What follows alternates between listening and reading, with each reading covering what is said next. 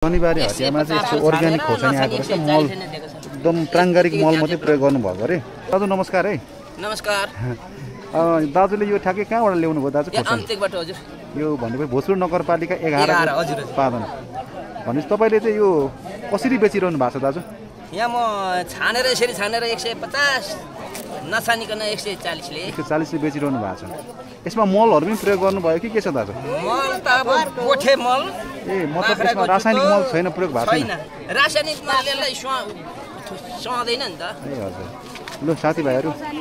हाम्रो शनिबारे हटियामा चाहिँ यस्तो अर्ग्यानिक खोर्सानी आएको रहेछ मल एकदम प्राङ्गारिक मल मात्रै प्रयोग गर्नुभएको अरे केजीको 150 ले चाहिँ उहाँले बेचिरहनु भएको रहेछ अनि हाम्रो मेहनती बाजेहरुले चाहिँ आमतेकबाट लिएर आउनु भएको रहेछ हुन्छ छानेर लानु न 2 जनाले लिएर आउनु भएको हो हजुर 2 जनाले बाजेर बसेको